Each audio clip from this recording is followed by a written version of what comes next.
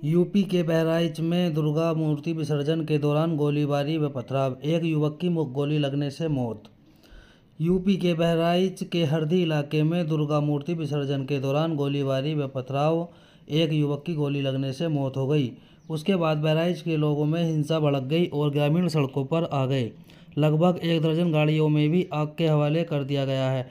बवाल इतना मचा कि फायरिंग की गई और उसी फायरिंग के दौरान एक युवक की गोली लगने से मौत हो गई।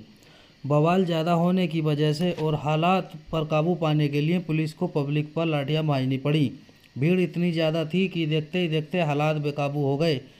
अब बहराइच में कर्फ्यू के हालात हैं। पूरे इलाके को पुलिस छावनी में तब्दील किया गया है। पीएसी दल व आरएएफ दल भी तैनात कर दिए गए हैं।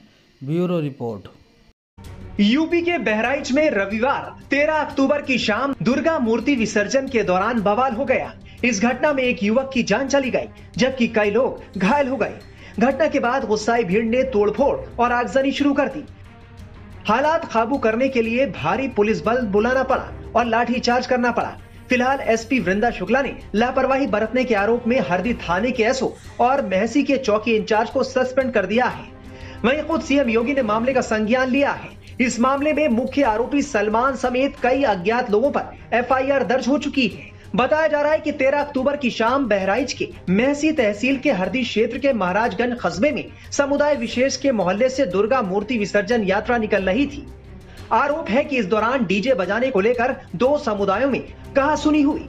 फिर देखते ही देखते ये कहासुनी हिंसक झड़प में बदल गई। कुछ लोगों ने छतों से पथराव शुरू कर दिया। विरोध करने पर फायरिंग कर दी, जिसमें राम गोपाल मिश्रा नामक युवक को गोली लग गई। घटना में करीब 15 से ज्यादा लोग घायल भी हो गए। घायलों को अस्पताल ले जाया गया, जहां डॉक्टरों ने राम गोपाल को मृत घोषित कर दिया। मृतक राम गोपाल के परिवार में मातम पस रहा है। परिवार का कहना है कि आरोपियों को फांसी हो। जुलूस एक मुस्लिम क्षेत्र में से एक मस्जिद के पास से निकल रहा था। वहाँ पे दोनों पक्षों के बीच में कुछ विषय को लेकर तकरार हुई, जिसमें दोनों पक्ष आमने सामने हुए। उसमें आपस में कुछ लोग उत्पात मचाने लगे, जिस घटनाक्रम में एक व्यक्ति को हिंदू पक्ष की तरफ से गोली लगी और बाद में उसकी मृत्यु हो गई। उसी के बाद एक तनाव की स्थिति उत्पन्न हुई, जिससे विभिन्न स्थानों पर जो मूर्ति विसर्जन है उसको रोक दिया गया और फिर उसका फ़ायदा उठा के कुछ शरारती तत्वों ने उपद्रव मचाने की कोशिश की।